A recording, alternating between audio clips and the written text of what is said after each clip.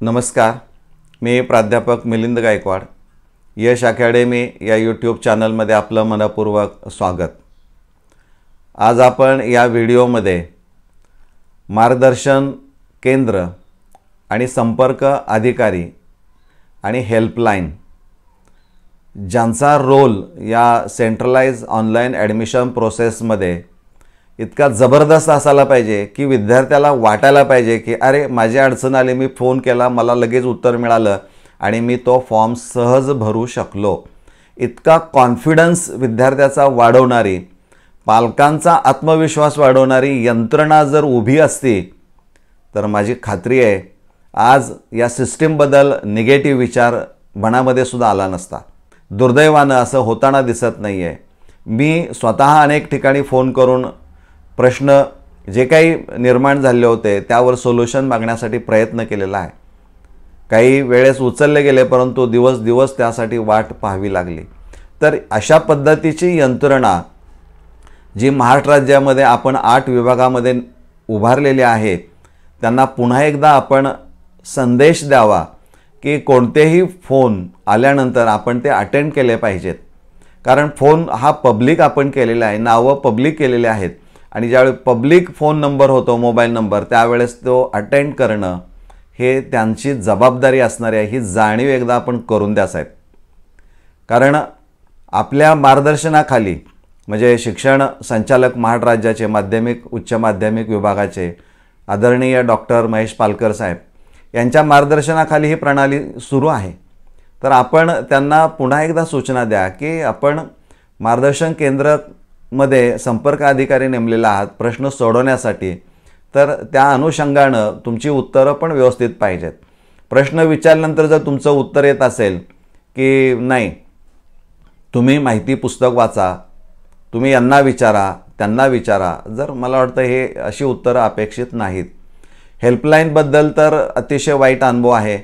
Mobile केल्यानंतर त्या नंबरवर तर निश्चितच तिथं फोन रेकॉर्ड केला जातो. काल मी 3 वेळा केला, रेकॉर्ड केलं, परंतु त्याचं उत्तर अद्याप आलेलं नाही.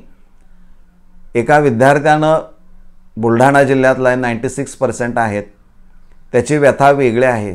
कॅप राऊंड 1-2 ॲडमिशनच मिळालेलं नाही, त्याला अलॉटमेंट नाही. 96% आहेत. कॅटेगरीमधून आहे, नॉन क्रिमिनल आहे, सगळे दाखले आहेत. पहिल्या राऊंडला नाही, दुसऱ्या राऊंडला नाही, प्रश्न त्याला पडला म्हणून तिसऱ्या राऊंडला भरतोय, पुन्हा प्रयत्न करतोय, तर तिथं डॉक्युमेंट्सचा इश्यू निर्माण झाला, अनलॉक होत नाही. फोन केला, त्यांची उत्तरं आहेत, टेक्निकल इश्यू आहे. साहेब, टेक्निकल इश्यू जर असेल तर तो सोडवण्याचा प्रयत्न त्यांच्याकडून झाला पाहिजे. जर त्यांना शक्य नसेल तर टेक्निकल इश्यू आल्यानंतर तो सॉल्व करणारी यंत्रणा, त्यांचे नंबर्स आपण जाहीर केले पाहिजेत आणि त्यांनी ते सोडवले पाहिजेत. काय तिथं अडचण होते, त्या विद्यार्थ्यांनी करायचं काय? 96% मिळवून जर त्याची ही व्यथा असेल तर किती वाईट असणार आहे याचा अनुभव आपणाला यायला पाहिजे. तर त्या दृष्टिकोनातून पुन्हा एकदा त्यांना सूचना द्या की आपण आपली जी काही कार्यप्रणाली असणारी आहे किंवा मार्गदर्शन ज्या पद्धतीनं अपेक्षित आहे त्या पद्धतीनं करा. कुणालाही अडचण येऊ देऊ नका. त्यामुळे विद्यार्थी आणि पालक यांना पुन्हा एकदा मी सांगतो, ही जी काही मार्गदर्शक केंद्र असणारी आहेत, मार्गदर्शन केंद्र यादी म्हणून वेबसाईटवर आहे, डाउनलोडमध्ये गेला तर तिथं गायडन्स सेंटर लिस्ट आहे, त्याच्यावर क्लिक केलं तर आपापल्या विभागामधली नावं तिथं दिसतील. कुठं जवळ कॉलेज असेल तिथं थेट जाऊन भेटा किंवा फोन करा आणि त्यांना सांगा की आपलं काम नेमकं काय आहे आणि आपण उत्तरं काय देत आहेत. तुम्हाला 1000 फोन येणार, सरळ आहे, कारण तुम्हाला त्या कामासाठीच नेमलेलं आहे. त्यामुळे येऊ नये अशा अपेक्षा असायचं काय कारण आहे? आणि जर ती अपेक्षा करायची असेल तर ती अवघड गोष्ट सोपी करणार त्या यंत्रणेमधली, आणि जी सोपी होणारी आहे ती सहज करता येईल अशा पद्धतीची असली पाहिजे. इथं काहीच कळत नाही, अनेक इश्यू निर्माण होताना दिसत आहेत, म्हणजे किरकोळ आहेत. मग हे प्रॉब्लेम कसे येत आहेत? तर ते सॉफ्टवेअरच्या अनुषंगाने काही सुधारणा त्यामध्ये करणं गरजेचं आहे. तर आपण त्या दृष्टीनं लक्ष दिलं पाहिजे. त्यामध्ये एटीकेटीवाल्यांचं एक दुखणं जास्त आहे की एटीकेटीवाले विद्यार्थी विचारत आहेत की सर, आमचा विचार केला जाणार आहे की नाही. आम्ही सांगतोय त्यांना की विशेष फेरी क्रमांक 1 नंतर तुमचा विचार केला जाणारा आहे, पण साहेब आता नका लांबू फार ही प्रोसेस, आता बाद झालं. तिसऱ्या राऊंडनंतर डायरेक्ट ओपन टू ऑल करा, सगळ्यांना येऊ द्या, सगळ्यांना प्रवेश देऊन रिकामे व्हा. ऑगस्टच्या दुसऱ्या आठवड्यामध्ये कॉलेजेस तुम्ही ठरवल्याप्रमाणे 11 ऑगस्टच्या आत ते कॉलेजेस सगळे सुरू करा, कारण ऑगस्टमध्येच पहिली चाचणी येणारी आहे. कॉलेजमध्ये गेल्या विद्यार्थ्यांना जर वेळापत्रक हातामध्ये परीक्षेचं येत असेल तर त्यांनी करायचं काय?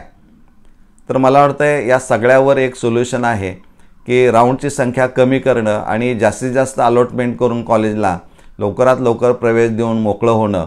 म्हणजे 15 दिवसामध्ये ही प्रवेश प्रक्रिया पूर्ण होणं गरजेचं आहे. म्हणजेच विद्यार्थी, नाहीतर आज विद्यार्थी परीक्षा दिल्यापासून 10वीची 4 महिने 5 महिने जर तो नुसता फिरत असेल तर त्याची मानसिकता काय तयार होणारी आहे, याही दृष्टिकोनातून आपण विचार करून 4थी फेरी कॅन्सल करून लागलीच ओपन टू ऑल फेरी घेऊन मुलांना प्रवेश द्या. त्यांना खात्री द्या की तुम्हाला प्रवेश आम्ही देतोय आणि तो लवकर देऊन रिकामे करा. म्हणजे 11 तारखेच्या आत हे विद्यार्थी कॉलेजमध्ये जातील. त्यांना बघू द्या ना, 10वीची मुलं आहेत ड्रेस कोडमधली, त्यांना कॉलेजमध्ये येऊन ते कॉलेजचं लाईफ जे सिनेमामध्ये पाहिलेलं आहे ते एकदा प्रत्यक्ष त्यांना अनुभव घेऊ द्या. त्यांच्या करिअरला लवकर सुरुवात होऊ द्या. विचार त्या पद्धतीनं त्यांना करू द्या. इतके दिवस जर ते मोकळे असतील तर करिअरचं काय करायचं ते म्हणणार. इथं 11वीला साधा प्रवेश मिळत नाही. एक जण असं म्हटलेलं आहे की विद्यार्थ्यांनी की आमचे काका हे लंडनमध्ये आहेत आणि तिथली जी कॅम्ब्रिज युनिव्हर्सिटी जी असणार आहे त्या युनिव्हर्सिटीची सुद्धा प्रवेश प्रक्रिया इतकी किचकट नाही. म्हणजे असं का वाटावं? जे अवघड आहे ते सोपं करण्याच्या दृष्टिकोनातून आपले प्रयत्न असायला पाहिजे. तर सिस्टीम आपली आहे असं वाटायला पाहिजे. अशा पद्धतीनं ती डेव्हलप जर झाली तर त्याच्याबद्दल कोणी आक्षेप घेणार नाही. त्यामुळे साहेब आपण पुन्हा एकदा ह्या मार्गदर्शन जे केंद्र आहेत आणि संपर्क अधिकारी आहेत त्यांना सूचना द्या. हेल्पलाईनवाल्यालाही नंबर जे दिलेले आहेत ते जिथं आहेत ते लोक काम करणार अटेंड करायला सांगा. रेकॉर्ड करून करणार काय? उत्तर मिळत नाही आहेत आणि दिवस जर विद्यार्थ्याला एक एक मिनिट सेकंद महत्त्वाचा आहे. कालावधी कमी करत चाललेलं आपण. त्यामुळं शक्यतो जास्तीत जास्त लवकरात लवकर कसं ही प्रोसेस पूर्ण करून आपण वर्ग सुरू करावेत, जेणेकरून विद्यार्थ्याला एक शाश्वती मिळायला पाहिजे की वर्ग आता सुरू झालेले आहेत.